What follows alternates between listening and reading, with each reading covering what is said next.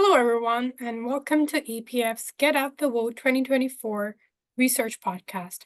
I'm Maha, and I'm the Executive Administrator at EPF, joined by Misal Irfan, our GOTV Program Manager, Meher Manzoor, our GOTV Research Manager, and Khatija Zahid and Anaya Sheikh, our GOTV interns. Today, we'll dive into the inspiring efforts of the Get Out the Vote team in mobilizing voters for the upcoming U.S. elections. Our goal of the GOTV program is to connect with eligible voters, raise awareness of our collecting voting power, and share stories from community leaders making an impact all across the country. As part of the GOTV program, the research team conducted interviews and synthesized a comprehensive report of their findings. I'll now pass it off to Anaya, who will share more about the program and their findings. Over to you, Anaya. Hi, everyone. My name is Anaya, and I'm an intern at the American Pakistan Foundation under the Get Out to Vote campaign. So like Maha said, we're exploring the research that our interns have tirelessly conducted over the past several months on civic engagement and advocacy among Pakistani-Americans. We'll dive into the growing role that Pakistani-Americans are playing in shaping public policy, activism, and humanitarian efforts in their communities. Our interns will also share their personal insights on their experience to highlight the challenges, the strategies, and the successes in their work. So Maha already provided an amazing background of the Get Out to Vote campaign. And APF has collaborated with many civic engagement organizations and hosted webinars to advocate for those in public policy. Part of the project is to create a research paper that discusses the multifaceted themes, the challenges, and the history of Pakistani Americans in political involvement. To start off, I would like to introduce Khatija and Meher. So why don't you both introduce yourselves, tell us what motivated you to become part of the GOTV research team. I can go first. Hi everyone. My name is Khatija Zahid. I am a recent graduate. I graduated with a degree in political science. My background is in research and advocacy.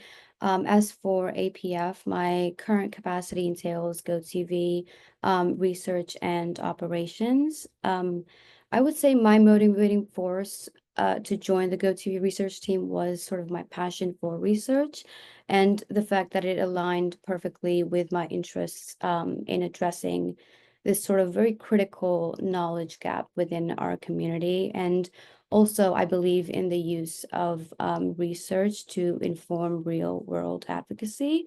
And I think it's very compelling to have a chance to contribute to a project that hopefully will have sort of an enduring implications for the political future of our community. And I think it was very professionally and personally rewarding.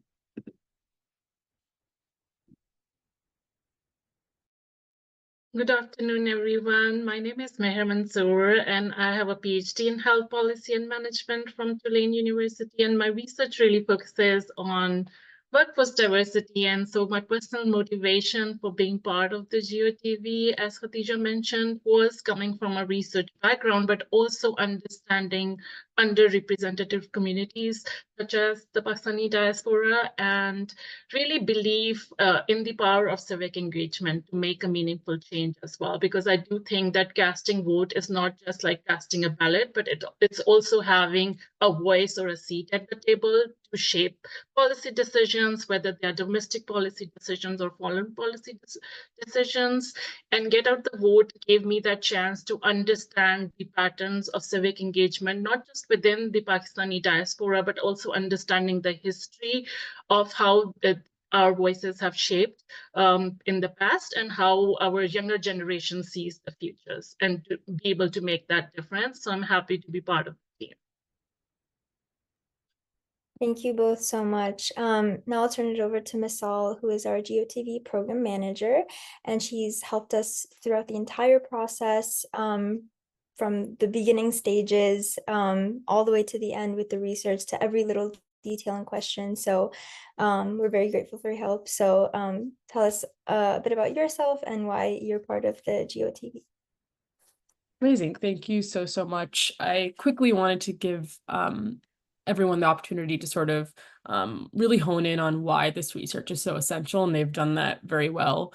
A huge reason why we wanted to have the GOTV research report in the first place was that we couldn't really find any literature that specifically discussed Pakistani-Americans' level of civic engagement and what their political involvement looks like. And so when I was granted this role of GOTV program manager last year, in conversations with APF's leadership team, my main priority was that we cannot have this program without the completion of this report, because we want to ensure that coming generations, coming programs like GOTV should have a piece of literature to refer to when creating the basis of their program. So I would say that was the most important motivation for all of this, and we've been fortunate enough to accomplish so much within such a short amount of time with this research team. Thank you so much. Yeah, I think it's very necessary to have this research and this information. So now segueing to our project, could you guys talk about the stages of the research process that you were involved in? Describe any challenges that you faced, maybe overcame, learning about the outcomes. And then in addition, why was this report necessary, and what could future researchers do to build upon this report? So my work was predominantly in conducting literature review and obtaining qualitative data through interviews. The challenges we experienced, I would say, there's a lack of research, as Masal has mentioned, and data on Pakistani specifically, and finding individuals to interview was also a logistical challenge. As for learning outcomes, we learned from 11 individuals from different generations, and our pledge to vote had about 159 individuals. There seems to be a generational difference in civic participation. Second generation Pakistanis, they appear to be more politically active, while older generations tend to be less engaged due to I guess it's a socio-cultural factor, like the myth of return. There are also barriers to civic participation due to political trauma and limited knowledge of the American electoral system. This report was necessary for many reasons. The lack of formal research on our community's political engagement is a big one. And as the community continues to grow, it remains unrepresented in the electoral process. So our goal here was to fill that critical gap in understanding how our community engages.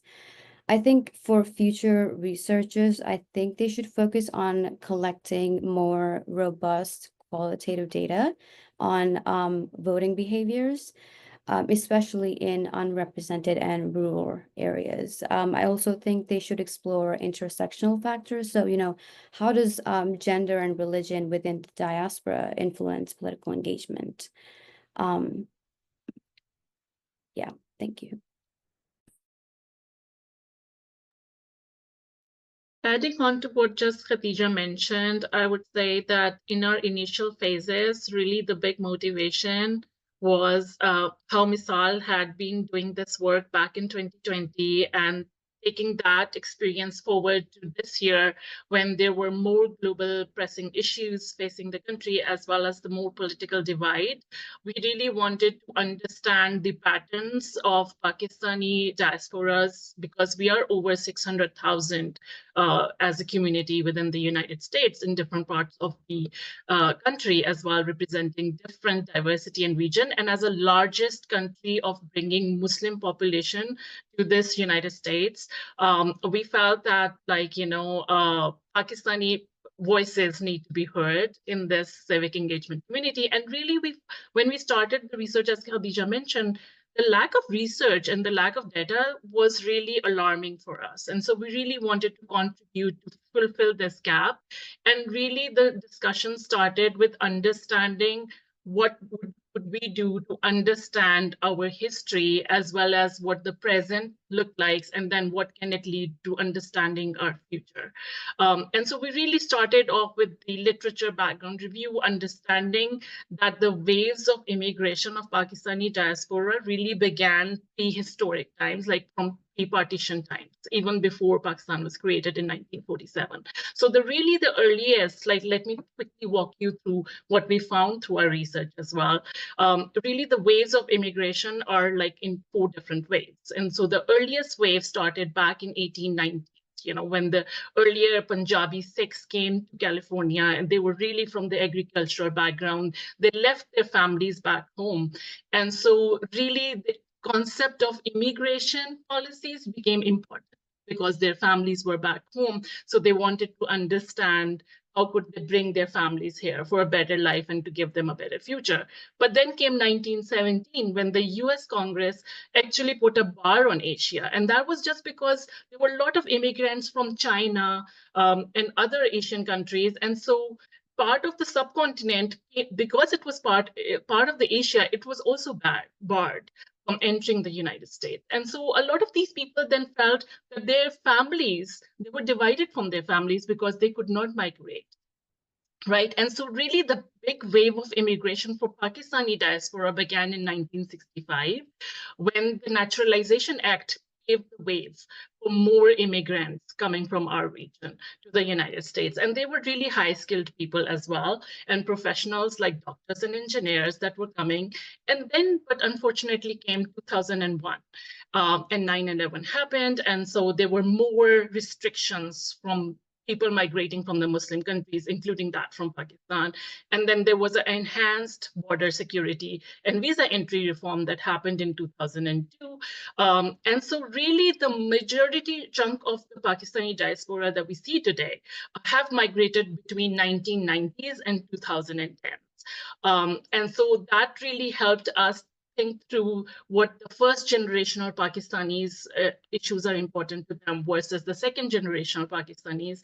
And like Khatija mentioned, that the myth of return for the first generational Pakistanis really helped them think more deeply about the foreign policies as well as US relationship with Pakistan and what it will entail in the future. Whereas for second generational Pakistanis, they're looking more towards the economic reforms as well as domestic policies and what the opportunity and optimism holds for the future within this country and their families. And so like mentioned, immigration has always been a key part of the issue that has been driving force, because obviously people, they want to have a better future for their family, but they also want to be with their family, right? So they don't want to be divided along this geographic divide. And so immigration remains the important issue, but also global issues are important, more so for the younger generation now. With the present times, we have seen the most advocacy around global issues. So there is a more stake in the foreign policy as well that the US takes. So I'll stop here for Misal if she wants to add it.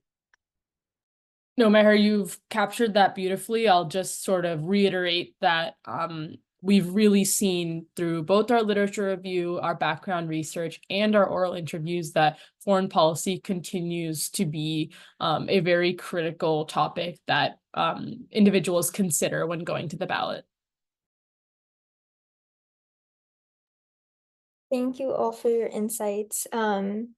I really appreciate how in-depth you all went into this review, and I can definitely see the passion that you all have for this type of work. So my next question is, what would the conclusions from the research signify to politicians, journalists, and anyone running for office?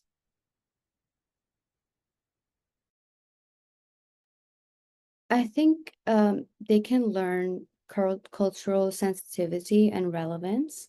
I also think they can learn cross-generational engagement and the importance of coalition building within community organizations, and also leaders who are already trusted within the Pakistani community. One of the interviews that I had conducted was with this individual. She sort of, her experience was, she sort of, her, I guess her observation through her experience was, because we are predominantly Muslim, I think she explained that it's important for Muslim community leaders to have a say in this. She gave the example of maybe after a khutbah or any kind of lecture at the end, in a mosque, they can give kind of like a shout out or mention, hey, be civically engaged, that sort of a thing. I think forming these alliances can help candidates gain credibility and influence within the electorate. I also think for people running for office, they need to focus on untapped voter base and community-based campaigning.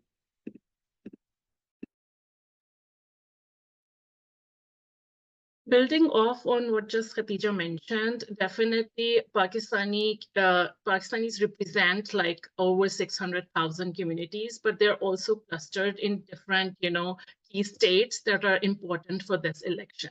And we have seen that through different, both parties are trying to engage Muslim population in trying to, create an impact for that electoral advantage.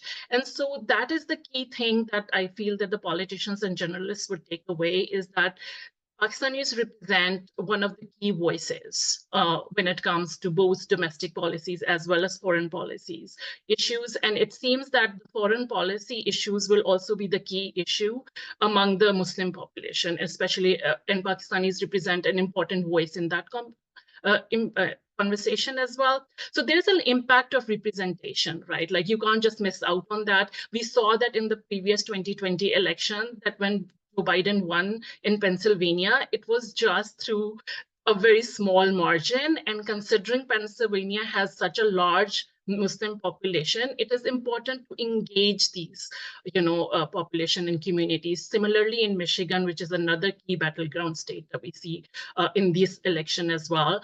And then, and in North Carolina as well that we see, and then Arizona as well. Like, we have seen that how global issues as well as like younger voter population are so divided in terms of key policy issues, whether it's domestic policies or global policies.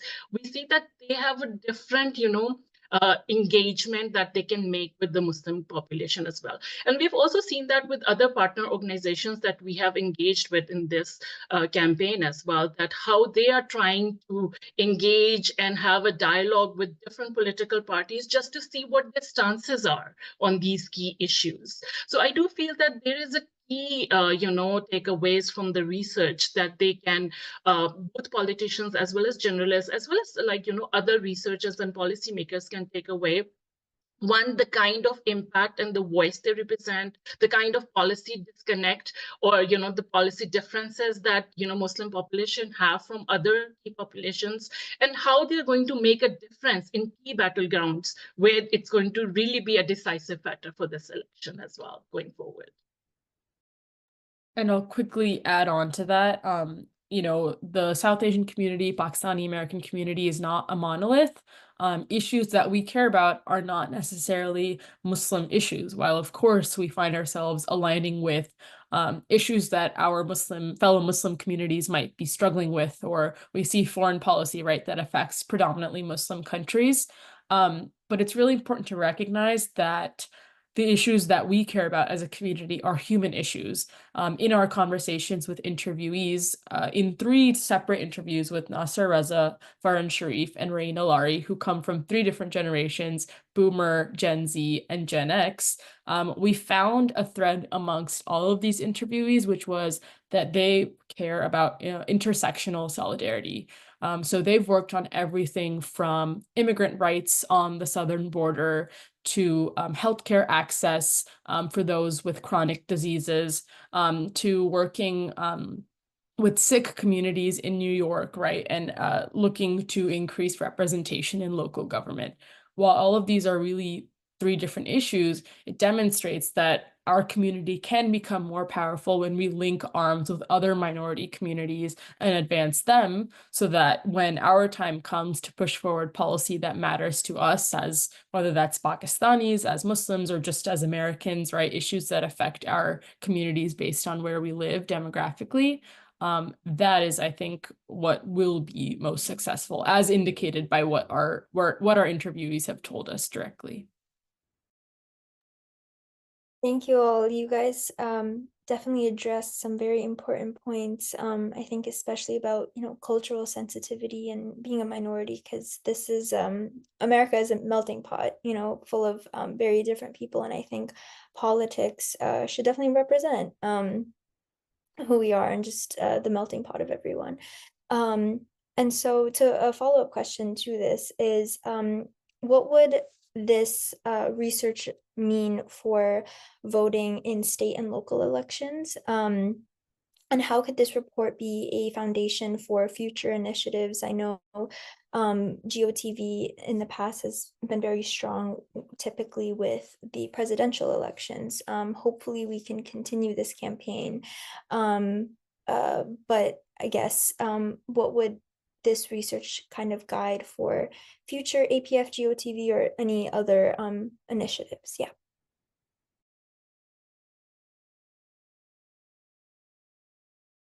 I can quickly sort of frame our conversation, and then Meher and Khadija would love to get your thoughts on this. Khadija very beautifully presented our main conclusions from our report, which was we were able to collect, 159 pledges. So that means 159 individuals across the United States in over 17 states promised that they hope to vote in the upcoming general and local elections that will be happening on November 5th. That in itself is a win for us because it indicates that we've been able to, one, touch those communities, but also convince maybe those that were potentially apathetic to actually get out to vote. So that is one thing that we want to take out of this report, right? That's the most important. But secondly, we've been able to really identify key themes through our interviewees and our literature review that we might not have necessarily considered or realized if we hadn't had conversations with real individuals within the community. So I would say that, if you align with the themes that are presented in our conversation, in our report, when you get the chance to read through it, understand that you are not alone, right? A lot of people are feeling iffy about this election and felt iffy about the last one as well. And I think that is just a matter of lack of representation. We are a community that is growing and evolving and becoming more stable in the civic engagement space. We're having more of a presence, and the GOTV effort at APF is just one step. But I guess really I would say is become more civically engaged. Do not be apathetic. While I can understand how you might feel that way, many of us felt this way during this entire process. But what we're really trying to hone in, as Anaya said, is, okay, if we don't necessarily feel as valued or respected by the general election, there are so many critical local and state elections happening in all of our states that we can stay involved in. Absolutely, very well said, Misal. I'll also add to that since our community represents such a multi-dimensional and multicultural perspectives, it's really important to understand the various channels through which we engage, both civically as well as politically. And those have been also across, we found through our report and findings as well through literature review, as well as reinforced through our interviews, was that how different generations engage through different channels, right? Where Gen Z and millennials are more engaging with the social media as that form. It is also important to understand how our community should not go dive into the misinformation that's represented on social media as well, right?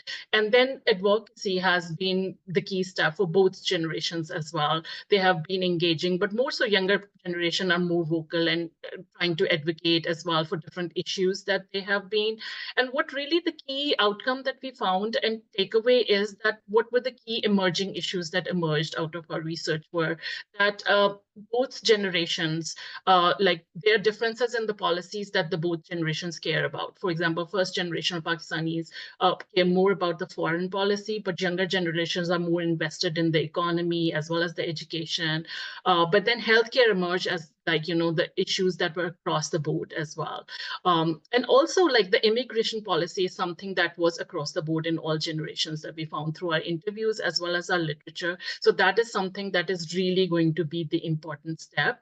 But also like another key takeaway to really see how we can engage this community is through, volunteering and organizing community engagements events, because we have seen that both generations have really invested themselves. They understand the importance of civic engagement and having a seat at the table to make this policy, changes. And like Misal rightly said, even if they're not as invested in the federal elections, they are definitely interested in local elections and how they can really shape those local policies that affect their communities as well. And so really, going forward, we would say that this report does fill an important gap in the current existing literature on Pakistani diaspora. Like Misal mentioned previously as well, we represent a larger South Asian community as well. So our issues are very diverse, other than from Muslim, issues as well. But what really remains unexamined is how do we really engage this community? How do we understand their perspectives? We were able to get 159 pledge to votes. We were able to gather 11 interviews across different generations, which included, baby boomers to Gen X, to millennials, to Gen Zs, and across different regions. But still, we haven't been able to understand certain rural, regions where our community is represented, but also underrepresented, so that we don't know exactly, where different diverse regions represent. So another research effort would really engage some of these. Although we were able to get our pledge to vote came across from different, 17 different states, it's important to understand the other states as well and how those members engage with. Another challenge that we had with this report was once we were doing the interviews, we did gather the strength. We used the strength of the network to do these interviews, but really we would like to see more, representation across the regions that were not represented. Like we have seen from the literature review as well, that Pakistanis are, mostly populated in the metropolitan areas, which include New York City, Chicago, Washington, D.C., Philadelphia, and California and Los Angeles, etc. But we would really like to understand what the Midwest region, really represents, or the South really represents, or the, Northwest represents. So I think that's going forward would be the next initiative and strategy for the GOTV for the future as well. I think this report, it serves as a very strong foundation for sustaining and expanding state and local sort of voter engagement. And I also think this has the potential of ensuring future GOTV efforts are maybe more strategic, community-driven, and also culturally informed.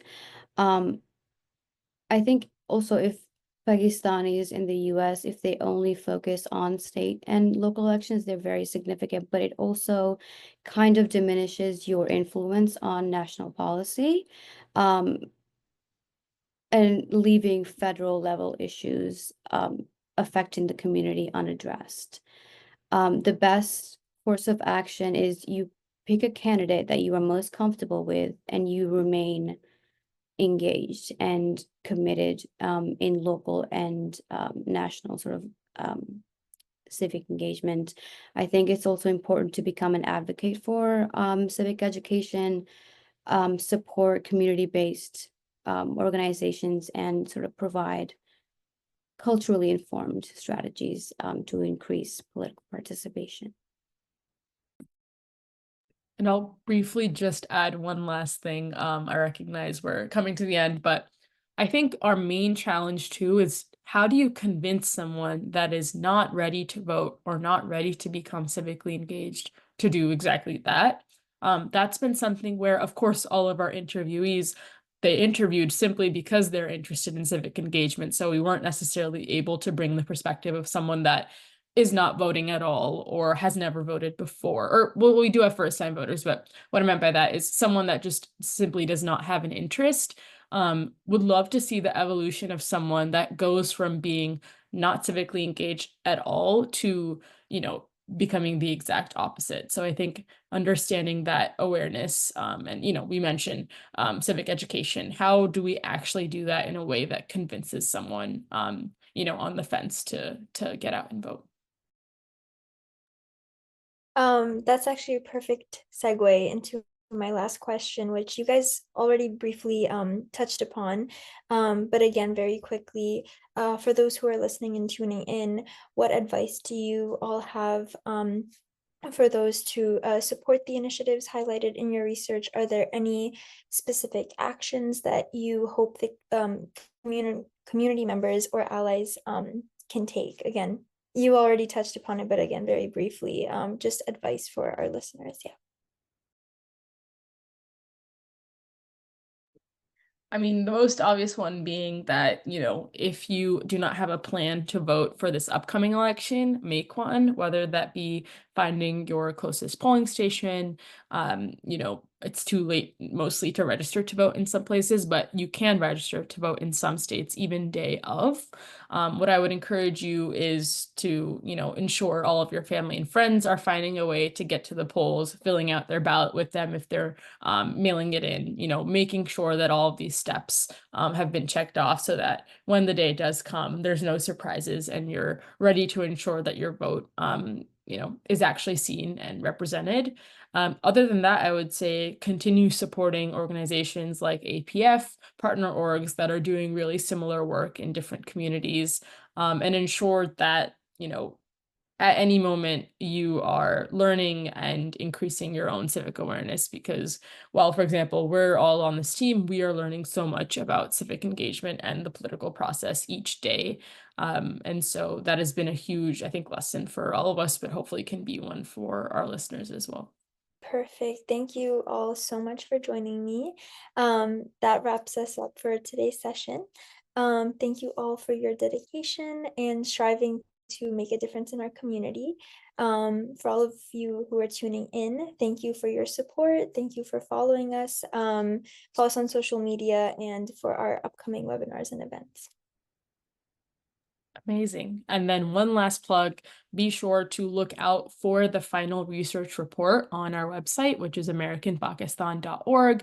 And like Anaya said, follow us on socials, namely at American Pakistan on Instagram, to see our continued work for the Get Out the Vote initiative as we get finish these last 20 days leading up to November 5th. So see you at the polls.